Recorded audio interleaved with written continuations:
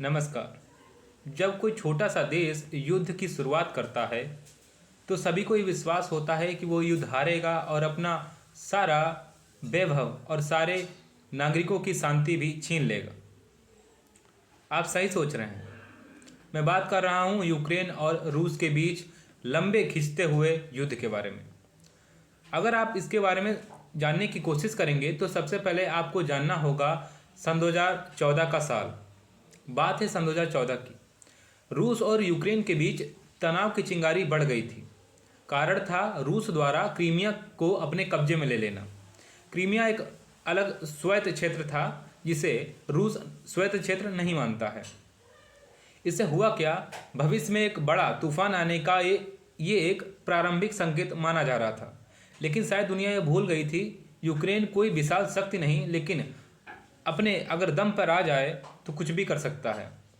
बात है सन 2022 की।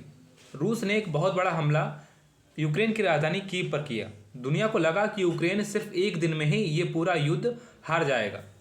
लेकिन यूक्रेन के नागरिकों का कहना था कि हम यहाँ ही खड़े रहेंगे, चाहे अकेले ही क्यों ना हमें युद्ध ये करना पड़े।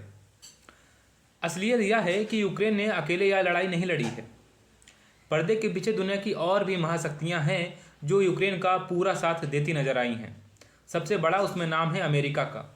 अमेरिका और रूस का जो प्रतिबिंब है लड़ाई का, वो बहुत पुराना है। चाहे वो यूएस वर्सेस यूएसएसआर हो, जो कोल्ड वार का प्रभाव देखा गया दुनिया पर, वो इन दोनों देशों की ही देन है। अमेरिका ने को एक भरपूर अवसर दिखा कि हम रूस को कैसे पीछे धकेल सकते हैं, तो उसने हथियार, खुफिया जानकारी, मिसाइल सिस्टम और अरबों डॉलर की एड देना यूक्रेन को प्रारंभ किया। हुआ क्या, यूक्रेन अब भी लगातार युद्ध मोर्चे पर डटा हुआ है, लेकिन अपने संसाधनों से नहीं बल्कि उधार से और दया की भीख से। यूरोपियन यूनियन ने आर्थिक मदद दी, शरण दी, लॉजिस्टिक सपोर्ट दिया और यहाँ तक कि रूस पर प्रतिबंध लगाए। उसे लगा कि अगर रूस पर प्रतिबंध लगा दिए जाएंगे तो रूस झुक जाएगा, लेकिन पुतिन ऐसा शायद सोचने वाले नहीं हैं। यूके हो, कनाडा और ऑस्ट्रेलिया, इन देशों को शांतिपूर्वक देश माना जाता है, लेकिन इन देशों ने भी इस युद्ध में अपने आहुतियाँ देना सही समझा। इन्होंने टैंक, ड्रोन और यहाँ तक कि ट्रेनिंग सिस्टम भी यूक्रेन को पूरी तरीके से प्रोवाइड किया। नाटो देश की बात करें तो उन्होंने अपने हथियारों का पूरा मुंह खोल दिया था। हथियारों का विशाल नेटवर्क दिया, मिसाइल डिफेंस दिया और निरंतर तकनीकी सपोर्ट यूक्रेन को पहुँचाते रहे। यह युद्ध एक छोटे से देश की लड़ाई नहीं रह गया था, ये पूरा वैश्विक फ्रंट लाइन बन गया था तब। यानी सारे देश मिलकर रूस के खिलाफ प्रॉक्सी वार कर रहे थे और कर रहे हैं। दुनिया की सबसे बड़ी शक्तियों को एक बात समझ में आ गई थी कि अगर रूस को रोकना है, उसकी आर्थिक और उसकी जो व्यापार की शक्ति को कम करना है, तो उसके लिए उसे दीवार के पीछे से युद्ध करना जरूरी है। अगर रूस को रोकना है तो सैनिक भेजने की जरूरत नहीं, बल्कि यूक्रेन को ही दीवार बना दो, ऐसा सोचना है लोगों का। इसलिए सहायता की जो नदी है वो बहती रही। किसी ने सैनिक दिए, किसी ने मिसाइल दी, तो किसी ने सिर्फ सहानुभूति दी। इसका साधारण सा उत्तर है, आखिर क्यों? सपोर्ट देते रहो ताकि युद्ध यूक्रेन लड़ता रहे और रूस युद्ध की सीमा के भीतर कभी पहुंच ही ना सके। यूक्रेन के लिए ये एक दो-धारी तलवार की तरह है। उसका खुद का पूरा देश बेकारी और एक ऐसे अनंत दुष्चक्र में फंस गया है जिसकी वहाँ के निवासियों ने कल्पना नहीं की थी। जेलेंस्की जो पहले कॉमेडियन थे, उन्होंने पूरे देश का मजाक बनाकर रख दिया। उनके अपने ही देश के लोग विस्थापित होने के लिए प्रतिबद्ध हैं। उनका गरीबी रेखा से नीचे लोगों के लिए कोई सहानुभूति नहीं है।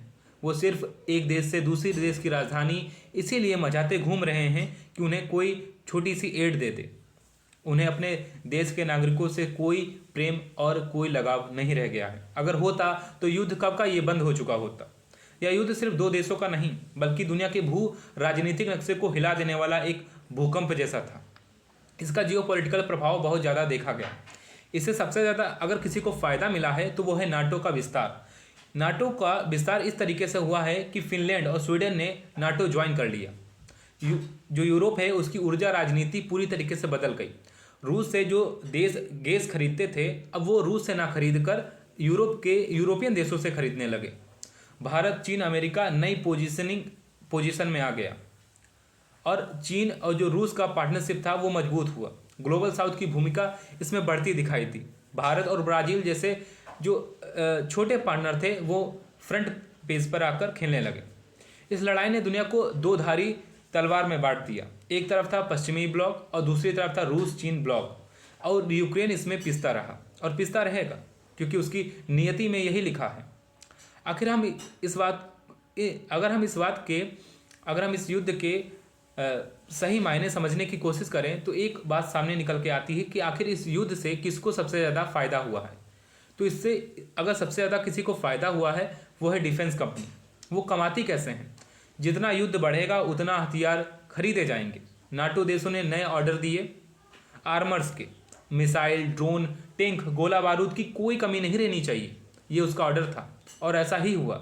सबकी मांग आसमान छू गई थी और कंपनियों के जो शेयर थे और लाइफ टाइम अपने हाई पीक पर पहुंच गए थे। इससे हुआ क्या? कंपनियों ने अरबों डॉलर कमाए। और यूक्रेन का क्या हुआ? वो तबाह हुआ, शहर टूटे और बिखरे उसके शहर, और साथ में बिखरे परिवार। उसकी अर्थव्यवस्था रसातल में समा गई। दुनिया का सबसे बड़ा विरोधाभास है कि जहां एक देश जल रहा हो वहां किसी और के कारखाने धुआं उगल रहे होते हैं, लेकिन खुशी से। यूक्रेन ने इस युद्ध में सब कुछ खोया है, जिसे शब्दों में बयां करना मुश्किल है।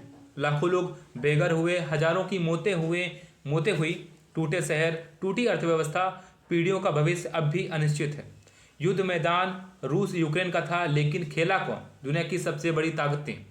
यूक्रेन तो सिर्फ एक मोहरा है, एक ऐसा मोहरा जिस पर सब दांव लगाते हैं, लेकिन कीमत सिर्फ यूक्रेन को खुद ही चुकानी पड़ रही है। ये सोचने का विषय है, यह युद्ध कब खत्म होगा, कौन जीतेगा, कौन हारेगा, लेकिन इसका तो कोई पता नहीं।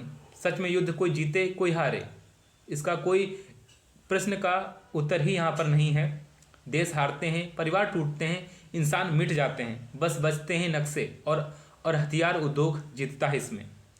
यूक्रेन की हमें कहानी यह सिखाती है, एक छोटा सा देश अगर किसी बड़े देश के कुचक्र में फंस गया तो उसका पूरा देश ही बर्बाद हो जाता है। इसीलिए शायद भारत युद्ध से हमेशा बचता आया है, लेकिन उसे भी कई मोर्चों पर युद्ध करना पड़ता है और करना पड़ता रहेगा, क्योंकि हम घिरे हैं पाकिस्तान और चाइना से, जो कभी भी हमें चैन की सांस लेने नहीं देते हैं। आपका इस पर क्या विचार है? कमेंट बॉक्स में साझा करें। द प्रतिघात को सब्सक्राइब करें। धन्यवाद।